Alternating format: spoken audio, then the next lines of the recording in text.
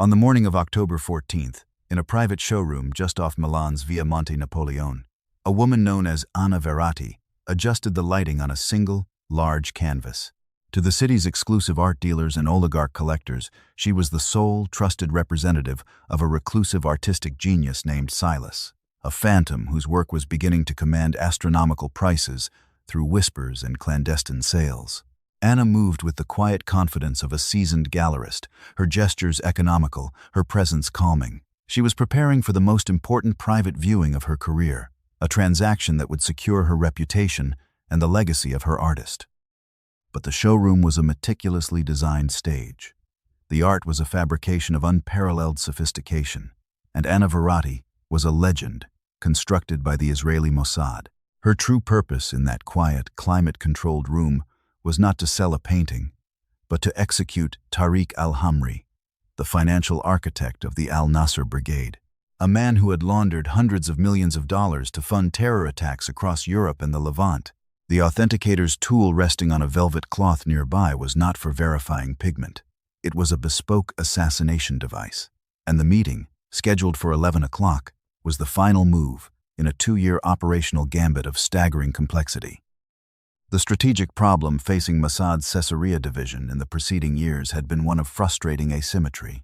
For nearly a decade, they had successfully tracked and disrupted the Al-Nasser Brigade's financial networks through conventional means, employing a combination of signals intelligence to intercept communications, human intelligence assets within banking institutions, and cyber warfare units that targeted digital currency exchanges.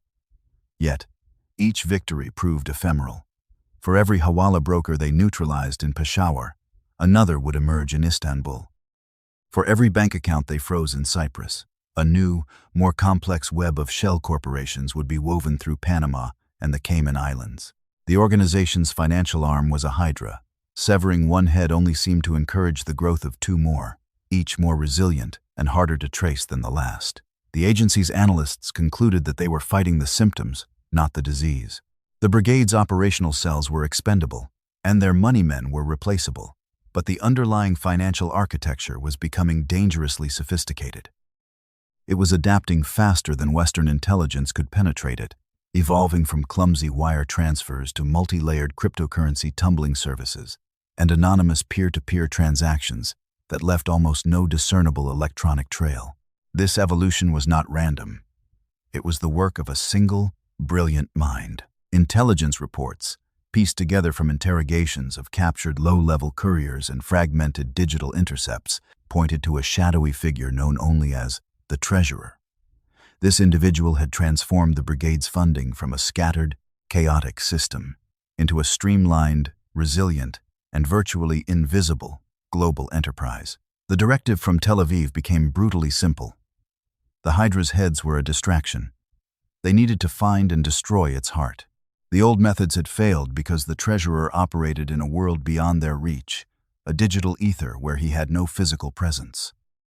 To kill him, they first had to pull him out of the shadows and into the physical world, an act that would require a lure so powerful it would override his legendary paranoia. Tariq al-Hamri, the man codenamed the Treasurer, was a product of 2 worlds, and it was this duality that made him both exceptionally dangerous and, ultimately, vulnerable. Born in Damascus to a wealthy merchant family, he was educated not in a madrasa but at the London School of Economics, where he earned a master's degree in financial engineering with distinction.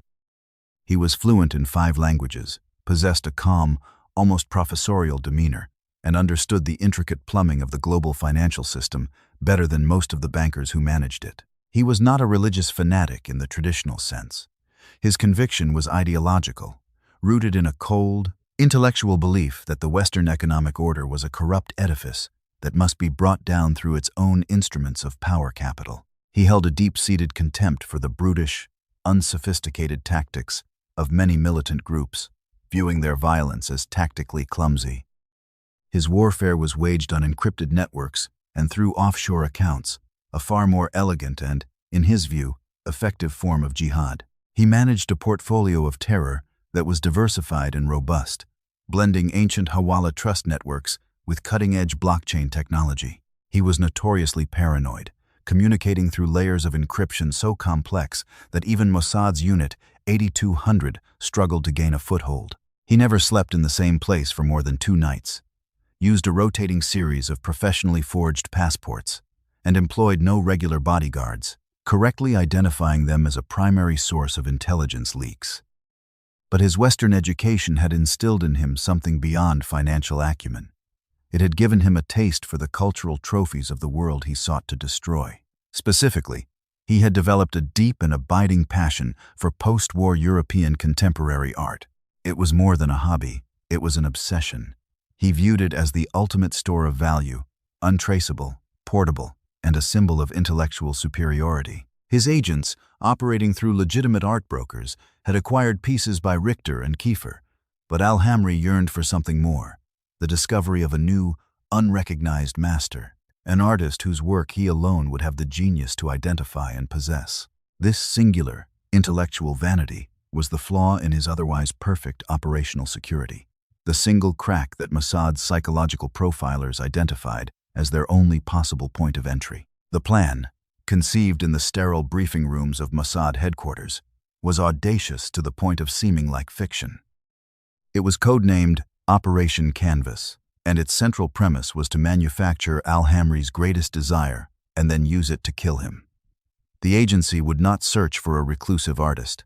It would create one. They would invent an entire artistic identity, complete with a body of work, a backstory, a philosophy, and a carefully cultivated mythos of genius and seclusion. This fictional artist, given the name Silas, would be positioned as the art world's next great discovery. The operation would require the seamless integration of multiple directorates.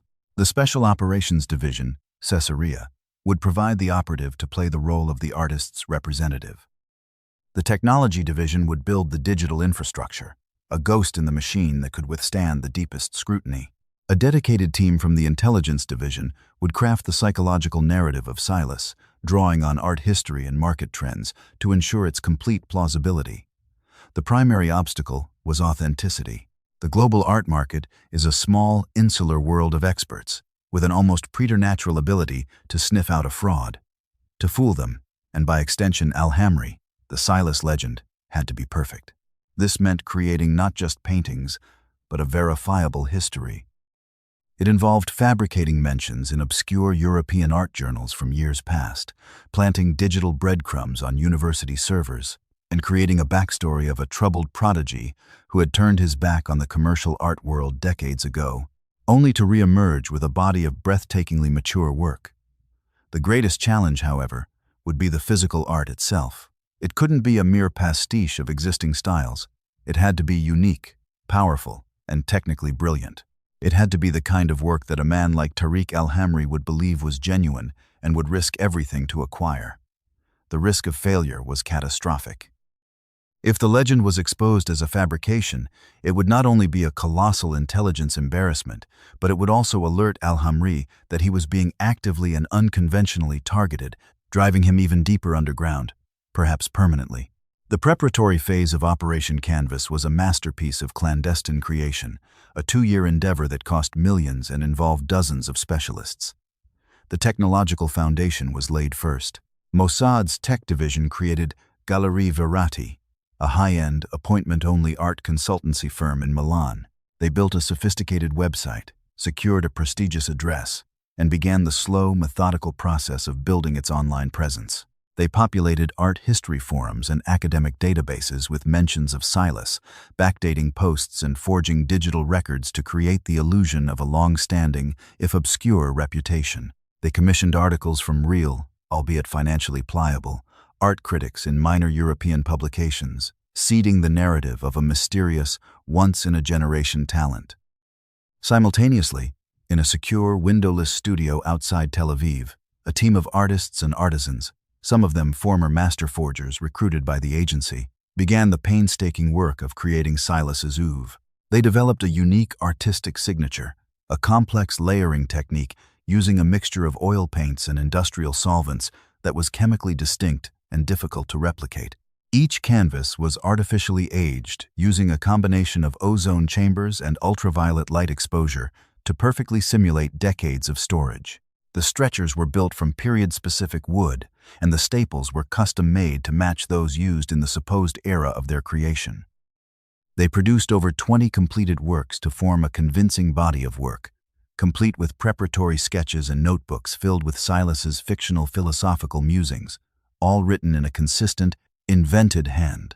The centerpiece of this effort was a single, massive triptych titled The Banker's Fall, a chaotic, abstract piece whose subtext was a searing critique of global finance, a theme they knew would resonate with Al-Hamri's own ideology. While the art was being born, the weapon was being engineered. It was a device that looked identical to a Bruker Tracer 5, a portable X-ray fluorescence spectrometer commonly used for pigment analysis. However, its internal mechanisms were replaced with a high-pressure pneumatic system capable of firing a single, microscopic flechette needle made of a frozen, bioabsorbable polymer. The needle, measuring only 0.3 millimeters in diameter and 5 millimeters in length, was tipped with a custom-synthesized neurotoxin derived from the venom of a rare sea snail. The toxin was designed to be absorbed instantly upon contact, leaving no trace at the injection site. It worked by disrupting the electrical signals of the sinoatrial node of the heart, inducing a massive, irreversible cardiac arrest between 60 and 90 minutes after delivery. The post-mortem examination would reveal nothing more than a standard heart attack, making it the perfect weapon for a clinical, deniable execution. The human component of the operation was even more critical than the technology. The operative chosen was a woman in her early 30s, known by the internal codename Elara. Her real identity was known only to a handful of senior officers. Her recruitment profile was unique. She had been an art history doctoral candidate at the Hebrew University of Jerusalem, specializing in the very period of European art they sought to replicate. Her academic career was cut short when her parents, two moderate academics, were killed in a café bombing in Paris, an attack that was funded and claimed by the Al-Nasr Brigade. This personal tragedy provided the core motivation, a cold, focused grief that the agency's psychologists deemed a more stable driver than patriotism or ideology. She possessed a rare combination of intellectual rigor, social grace, and psychological fortitude. Her training was grueling and immersive. For 6 months, she lived in a simulated environment, speaking only Italian, coached by a dialect expert, until she could pass for a native of Milan. She was tutored by art market experts, learning the nuances of negotiation, the subtle language of high-end sales, and the personal histories of every major collector and dealer in Europe. She underwent extensive psychological conditioning, using stress induction techniques and mock interrogations to harden her resolve and ensure her legend was an impenetrable second skin. She practiced for hundreds of hours with the assassination device, learning to deploy it with a single, fluid motion that was indistinguishable from the normal operation of an art authenticator's tool. She was not just trained to act like Anna Verratti, she was methodically transformed into her. The final stage of her preparation involved a deep dive into the mind of her target. She studied every piece of available intelligence on Tariq Al-Hamri, his academic papers from the LSE, his taste in literature, his patterns of speech gleaned from fragmented voice intercepts. She was conditioned to understand his intellect, to anticipate his questions, to respect his paranoia, and, most importantly, to mirror his own sense of intellectual and cultural superiority. She was being forged into the one person in the world he would be willing to trust. The construction of Elara's cover identity as Anna Verratti was an exercise in meticulous detail. The goal was not simply to create a disguise, but to build a life. A year before the operation was set to go live, she moved into a tastefully furnished apartment in the Brera district, Milan's artistic heart. The apartment was selected for its specific characteristics. It was in a building with multiple exits and was not covered by any privately owned CCTV cameras. Her legend was that of a discreet art consultant who had spent years working for a private, ultra-wealthy Swiss collection before striking out on her own. This backstory was verifiable up to a point. The Swiss collection was a Mossad front company with a long, dormant history. She began to live the life of Anna Verratti. Her days were spent visiting museums, attending gallery openings, and having coffee at the small cafes frequented by art world insiders. She never pushed for contacts. Her approach was one of quiet, intelligent observation, allowing the community to come to her. She adopted a cat, a small act of domesticity that psychologists determined would add a powerful layer of normalcy and emotional grounding to her cover, making her seem less transient and more like a permanent fixture of the neighborhood. She spoke of her mysterious client, Silas, in hushed, reverent tones, hinting at his genius but always lamenting his refusal to engage with the public. She would occasionally show a high-quality photo of one of his lesser works to a carefully selected gallery owner or critic, generating a slow, organic buzz. She was building a reputation for discretion, taste, and access to something unique. For over a year, she made no move towards her target, focusing solely on embedding her identity so deeply into the fabric of Milan that it would be beyond question. This period of deep immersion was the most psychologically taxing phase of the mission. Ilara had to suppress her true self completely, living every waking moment as Anna. Her handlers maintained contact through encrypted, dead-drop communications, but for all intents and purposes, she was utterly alone, sustained only by the clarity of her mission and the discipline of her training. The operation transitioned from its passive preparatory phase to an active state on a drizzly Tuesday in May. Anna Verratti let slip to a well-known Belgian art dealer, a man she knew had business connections to intermediaries used by Al-Hamri's network, that Silas had finally finished his magnum opus, The Banker's Fall, and was, for the first time, willing to consider a private sale. The information was delivered as a reluctant confidence, a secret she was sharing against her better judgment. As predicted by the agency's network analysts, the information began its journey. It passed from the Belgian dealer to a financier in Geneva, then to a lawyer in Dubai, and finally, 3 weeks later, it arrived in the encrypted inbox of Tariq Al-Hamri. His response came not directly, but through a cutout, a London-based acquisitions firm that was a known front for his activities. The initial communication was professionally skeptical. They requested provenance, history, and a technical analysis of the work. Anna, following protocol, responded with carefully curated information. She provided a partial history of Silas, which aligned perfectly with the digital breadcrumbs planted years earlier. She sent high-resolution images of the triptych, but with key details artfully obscured to heighten the mystery. She refused to provide a full chemical analysis, stating that Silas's methods were proprietary and that the work's integrity could only be verified in person. This refusal, a calculated move, was designed to appeal to Al-Hamri's ego. It positioned the artwork as something that demanded his personal expertise. The vetting process was intense. Over the next 2 months, Al-Hamri's agents conducted a thorough background check on Anna Verratti and her gallery. They found exactly what Mossad had built, a flawless, if recent, professional history. They could find no connection to any government or intelligence agency. His paranoia warred with his desire. He dispatched an independent art expert to Milan for a preliminary viewing. The expert, a respected professor from Berlin, was unknowingly allowed to inspect one of the secondary Silas paintings. He was completely fooled, reporting back to Al-Hamri that the work was authentic, powerful, and stylistically unique. He described the artist as a major, undiscovered talent. That report sealed Al-Hamri's decision. The final negotiations were conducted through a series of encrypted messages. He would come to Milan himself for a private viewing. He set the conditions: no security, no third parties, just him and Anna Verratti in her private showroom. It was the exact scenario the operation was designed to achieve.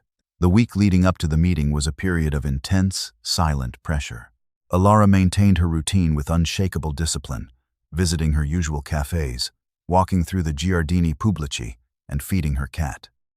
Outwardly, she was the picture of calm, but internally, she was a coiled spring of focus, mentally rehearsing every step of the operation, every possible contingency. The showroom, located in a building owned by a Mossad front company, was swept for bugs by a technical team 4 times in the final 48 hours. A surveillance team, composed of operatives who had been living in Milan for months as students, businessmen, and tourists, began their final preparations. Their job was not to intervene but to observe and to manage the exfiltration route. They tracked Al-Hamri from the moment his private jet landed at Linate Airport. He traveled on a forged Austrian passport with no entourage, just as the profile had predicted. He checked into the Four Seasons Hotel under a false name and spent the day in his room, making no outside contact. He was following his own security protocols, but he was walking into a trap that had been laid not just around the city, but around the very structure of his own psychology. On the morning of the meeting, Ilara dressed in the simple, elegant style of Anna Verratti, a tailored black dress, minimal jewelry. She walked to the showroom, the disguised authenticator tool in its case, her heart rate steady, a testament to her conditioning. She arranged the room, checked the lighting one last time, and waited. The final, encrypted message had confirmed the time, 1100 hours. The city outside was alive with the noise of Fashion Week, a chaotic symphony of commerce and culture. Inside the soundproofed showroom, there was only silence and the silent presence of the painting, a fabricated masterpiece waiting for its one and only viewer. The entire 2-year operation, the vast expenditure of resources, the creation of an artist from thin air, and the transformation of a woman into a weapon, had all distilled down to this single, quiet hour. At precisely 11 o'clock, a discreet chime announced his arrival. Tariq al-Hamri was not what one might expect of a terror financier. He was impeccably dressed in a custom Brioni suit, carrying himself with the easy confidence of a man accustomed to wealth and power. He was handsome, articulate, and his eyes held a sharp, analytical intelligence. He greeted Anna Verratti in fluent Italian, his manner perfectly courteous. He was all business, but his gaze was immediately drawn to the triptych that dominated the far wall. Ilara, fully inhabiting her role as Anna, began her presentation. She did not speak of price or investment. She spoke of Silas's philosophy, of the artist's struggle with the corrupting influence of capital, and of the rage and despair embedded in the layers of paint. Her narrative was a carefully constructed mirror, reflecting al-Hamri's own professed ideology back at him. He listened intently, circling the painting, his initial skepticism visibly melting away, replaced by an expression of profound intellectual and aesthetic appreciation. He was not just seeing a painting, he was seeing a confirmation of his own worldview, rendered in genius. He asked several highly technical questions about the pigment composition and the layering technique, testing her knowledge. Ilara answered each one flawlessly, quoting from the fictional notebooks her team had created for Silas. After nearly 40 minutes of intense examination, he stood before the central panel. He leaned in close, mesmerized by a specific passage of deep crimson overlaid with black. "The texture here is extraordinary," he murmured, his guard completely down, his focus entirely on the art. This was the moment. "Silas developed a unique binder for his pigments," Anna said, her voice even and calm as she picked up the authenticator's tool. "It allows for a depth that is impossible with traditional oils. Let me show you the mineral signature." She moved to his side, her motion fluid and professional. As he remained bent over the canvas, she raised the device, placing its sensor tip against the back of his exposed neck, at the base of the skull, as if to scan the area for a better reading of his neural response to the color. For 1/4 of a second, she depressed the near-silent activation stud. The pneumatic system discharged. The microscopic, toxin-coated polymer needle, frozen to the hardness of steel, penetrated his skin, dissolved instantly on contact with his body heat, and delivered its payload directly into his bloodstream. He flinched imperceptibly, a subconscious reaction to the cold touch of the metal, but felt no pain. "Fascinating," he said, straightening up, completely unaware that he had just been executed. They spoke for another 10 minutes. He agreed to her asking price without negotiation, and they arranged for the transfer of funds to be initiated within the hour. He shook her hand, thanked her for the private viewing, and left. Ilara did not move until she heard the soft click of the street-level door closing. Then her protocol took over. She did not run. She did not show any sign of haste. She calmly walked to a small back room where a simple bag was waiting. It contained a change of clothes, a new set of travel documents, and a small amount of cash. She changed out of Anna Verratti's elegant dress and into the anonymous attire of a tourist: jeans, a sweater, and comfortable shoes. She wiped down every surface she had touched with a special chemical agent that destroyed fingerprint and DNA evidence. She left the authenticator tool on the table, its purpose served. The painting, the multi-million-dollar fabrication that had served as the bait, remained on the wall, a monument to a ghost. She walked out of the showroom's rear exit into a service alley, emerging onto a different street. She did not look back. She walked for 10 blocks, blending into the lunchtime crowds, before descending into the metro. She took 3 separate trains, doubling back once, before emerging at the Milano Centrale railway station. There, she boarded a train not to an airport, but to a small, unremarkable town in the north. The extraction was a slow, deliberate unraveling of her constructed life. As she traveled, a Mossad cleanup team, operating under diplomatic cover, entered the showroom. They removed the painting and the device. Within hours, all traces of Gallery Verratti were being scrubbed from existence. The website was taken down, the business licenses were digitally erased, and the physical space was stripped bare. By the next morning, it would be as if Anna Verratti and her mysterious artist had never existed. 72 minutes after leaving the showroom, Tariq Al-Hamri was in his hotel suite, finalizing the wire transfer, when he felt a sudden, crushing pressure in his chest. He collapsed onto the floor, dead, before his body came to a rest. The official cause of death, determined by Italian authorities, was a massive myocardial infarction. No foul play was suspected. His death was noted in the financial press as the unfortunate passing of a reclusive Austrian investor. The immediate aftermath of Operation Canvas was precisely what its planners had intended: chaos. Tariq Al-Hamri had been the central processing unit of the Al-Nasr Brigade's financial empire. He had held all the keys, the passwords, and the intricate knowledge of the network in his head. With his sudden death, the entire system froze. Funds were locked in untraceable cryptocurrency wallets, shell corporations lost their director, and the flow of money to operational cells across the globe abruptly ceased. The organization was financially paralyzed. It took them months to understand what had happened, and years to even begin to rebuild. They never regained the level of sophistication Al-Hamri had provided, and were forced to return to simpler, more traceable methods of funding, making them far more vulnerable to conventional intelligence monitoring. Strategically, the operation was a resounding success, a textbook example of a targeted decapitation strike that achieved maximum disruption with zero collateral damage and perfect deniability. The long-term repercussions, however, were more complex. For Ilara, the extraction was not an end, but another transformation. The identity of Anna Verratti, which she had inhabited so completely for 2 years, was stripped away, leaving an unnerving void. She returned to a life of shadows, a ghost within the agency, forever marked by the mission. The psychological cost of becoming someone else so completely, and then having that identity annihilated, was profound. She had served her country and avenged her parents, but the clinical, detached process of the act left no room for catharsis, only a quiet, lingering emptiness. The operation raised deep, unsettling questions within the intelligence community about the ethics of such elaborate, personalized deception.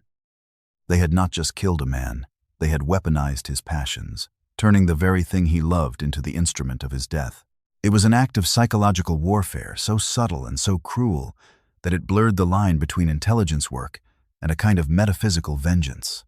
The story of Silas, the ghost artist, and his sole masterpiece, The Banker's Fall, survived for a time as a fleeting rumor in the Milan art scene, a strange tale of a brilliant artist and his representative who appeared from nowhere and vanished just as quickly, leaving behind nothing but a mystery. It was a fitting epitaph for an operation that existed and succeeded entirely in the realm of shadows. Was it morally justifiable to weaponize a person's deepest passion, the one truly human part of them, to bring about their demise? And when an operative must become a complete fabrication to succeed, who is it that truly returns from the mission? Share your thoughts in the comments below. If you found this story compelling, please give this video a like and subscribe to our channel.